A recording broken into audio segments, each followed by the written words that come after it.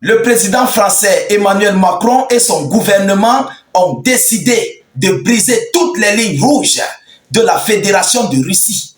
Après de multiples avertissements de Vladimir Poutine ces dernières 48 heures, Emmanuel Macron n'a plus peur de Vladimir Poutine et décide de mettre son soutien à l'Ukraine sur une barre très élevée, qui est même d'ailleurs les dernières lignes rouges que Vladimir Poutine a imposées à l'OTAN, à l'Union européenne, dans ce conflit russo-ukrainien. Alors nous avons l'impression que Macron n'a pas encore compris le message de la Fédération de Russie, plus précisément le message de Vladimir Poutine. Parce qu'il n'a pas encore reçu en fait une visite du missile Oreshnik ou bien Zircon ou encore Kinjal sur son sol. Et oui, et moi je le souhaite. Il faut que Macron voie un peu l'avertissement que Vladimir Poutine peut faire, hormis les paroles. Alors, chers dames, chers messieurs, selon les informations, la Fédération de Russie a reçu certaines informations par rapport à travers, je voulais dire, à travers leurs renseignements, selon à laquelle la France se préparerait à envoyer des troupes au sol, officiellement signées et cachetées par Emmanuel Macron. Alors, face à cette situation, Emmanuel Macron n'exclut plus aucune ligne rouge. Il ne considère plus Vladimir Poutine. Il ne prétend plus de chercher à savoir qui est la Fédération de Russie dans ce conflit russo-ukrainien. Alors, en d'autres termes, la France se préparerait non seulement à envoyer ses troupes au sol, mais aussi à envoyer des missiles et du matériel adéquat pour ses soldats, mais sous une voie officielle. Macron avait suggéré ce problème. Le moment est arrivé où ce problème doit être réellement mis en action. Chères dames, chers messieurs, il s'agit du ministre des Affaires étrangères français qui vient de relayer ces informations face aux médias BBC News, où il a été interviewé, ou même à l'heure où je vous parle, une délégation ukrainienne se retrouve présentement sur le sol français pour des accords, des signatures et des autorisations de la participation des soldats français et avec des missiles et tout l'arsenal française du côté de l'Ukraine.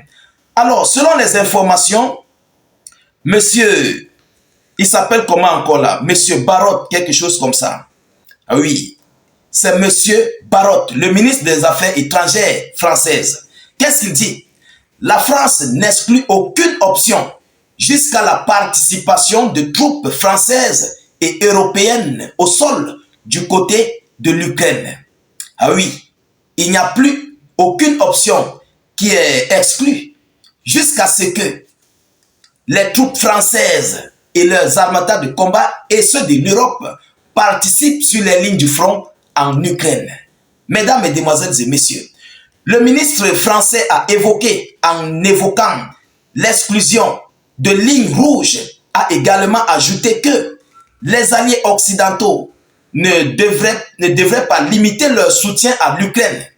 Interrogé par le média BBC News pour savoir si cela pourrait signifier une participation des troupes françaises au combat, il a répondu, écoutez sa réponse, c'est là que nous comprenons que la France n'a plus de limites.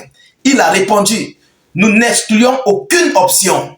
Ah oui, la France désormais n'exclut aucune option, donc toutes les options sont désormais posées sur la table d'Emmanuel Macron pour ce conflit russo-ukrainien. Alors, chères dames, chers messieurs, la délégation ukrainienne de Andriy Yermak est désormais en France. Sur la photo, le ministre français Jean-Noël Barotte pose à côté du chef du bureau du président ukrainien Andriy Yermak. Voilà, je vais faire l'effort de vous mettre cette photo-là pour que vous puissiez mieux voir et comprendre. Vous comprenez? Alors, qu'est-ce qu'il dit? Le ministre français des Affaires étrangères, qu'est-ce qu'il dit? Il dit, je cite, « Il n'y a plus de ligne rouge déclare la France sur le soutien à l'Ukraine contre la Russie.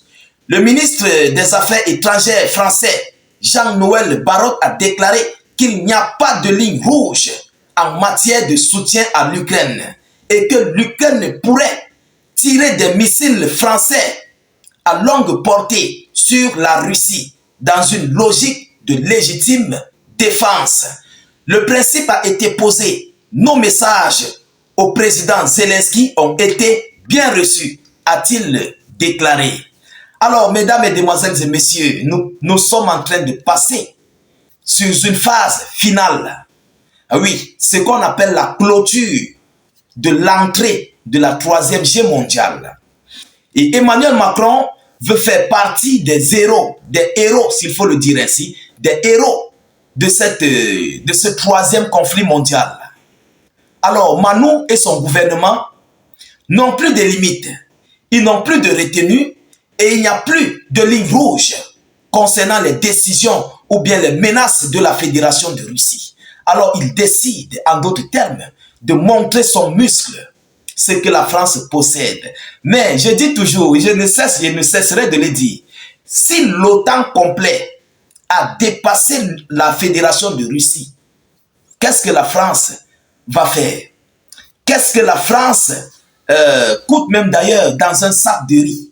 La France est comme une graine de sable dans un sac de riz. On ne la voit pas. On ne voit pas en fait la France. Mais, chers dames, chers messieurs, Macron et ses alliés sont déterminés. On a vu Macron lui-même, avec le ministre de la Défense français britannique, donner le mot d'ordre, donner le OK à Zelensky d'utiliser leurs missiles à longue portée pour frapper sur le sol russe. Vladimir Poutine en a parlé. Et à l'heure où je vous parle, la France est dans le viseur. Un viseur mais hautement stratégique de la Fédération de Russie. Et oui, la France est une grosse cible prioritaire avec la Grande-Bretagne et les États-Unis d'Amérique pour leur participation dans ce conflit russo-ukrainien. Mais cela ne dit absolument rien à Emmanuel Macron et ça ne dit rien à tous ses alliés. Alors, ils ont besoin de voir au moins une visite du missile Oreshnik sur le sol français. Et tel est le souhait de M. Emmanuel Macron. Parce que depuis le début de ce conflit, Manu avait posé ce problème sur la table de l'envoi des troupes au sol français sur le sol ukrainien. Quelque chose qui a été contredit par ses alliés. Quelque chose qui a été rejeté par la popularité de ses alliés. Mais aujourd'hui, Macron prend désormais ses responsabilités à deux bras. Et ce qui est tellement alarmant et tellement critique, c'est que à l'heure où nous sommes en train de parler, la délégation ukrainienne se retrouve du côté de la France pour recevoir, pour prendre des autorisations, non seulement des missiles françaises, mais aussi des autorisations de la participation des soldats français sur le sol en Ukraine pour combattre contre l'armée russe. Et ça, c'est le coup d'envoi de l'OTAN. Oui, parce que dès lors que la France participe, immédiatement, vous verrez la participation de la Lituanie, la Lettonie, la Finlande, l'Estonie, la Pologne, l'Allemagne, les Britanniques et tous les autres, y compris les États-Unis d'Amérique, dans ce conflit russo-ukrainien. Mais qui va lancer le coup d'envoi? Alors, comme la France est très courageuse, elle a décidé donc dorénavant de lancer ce coup d'envoi contre la Fédération de Russie. Chers dames, chers messieurs, ce troisième conflit va faire rage et un mauvais vent risquerait de souffler, mais pour de vrai. Oui, ça va souffler pour de vrai. Parce que les Russes, de leur côté, ne vont pas rester bras ballants pour dire les Français sont là, les Français. Non, les Russes vont frapper, mais de la plus belle des manières. Ils vont frapper et ils iront tous au repos éternel. Il ne faut pas l'oublier. Vladimir Poutine fabrique des stocks de munitions. Il fabrique des missiles. Il ne cesse de fabriquer des Kinjal, des zircons et tous les autres. Vous comprenez? Et ça va répondre sur la peau de ces soldats français du côté de l'Ukraine. Chers dames, chers messieurs, voilà l'information qui vient de surgir. Cette escalade que la France envisage de prendre. Partagez au maximum la vidéoconférence. Mettez-la surtout partout à travers le monde. N'hésitez pas de cliquer beaucoup de j'aime, mais suffisamment de cœur. Je vous en prie, mettez beaucoup de cœur et de j'aime. S'il vous plaît, tâchez de cliquer sur le lien de notre chaîne YouTube. Nous réalisons des vidéoconférences du front, les confrontations directes du front entre l'Ukraine et la Russie, les confrontations directes du côté du Moyen-Orient, parce que ce sont des vidéos sensibles, mais que nous postons, nous pouvons poster sur YouTube.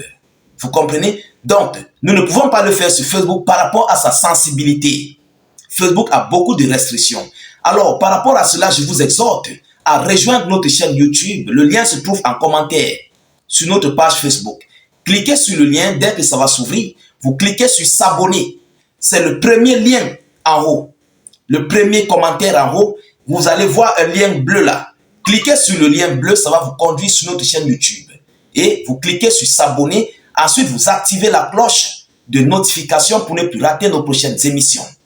Tâchez de laisser suffisamment d'avis en commentaire. Mettez des cœurs, des j'aime en commentaire. Ça galvanise la page.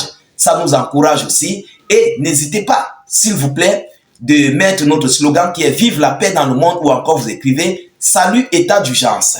Je vous reviens tout à l'heure pour une prochaine série d'actualités. Soyez encore salués une fois de plus. Ciao, ciao.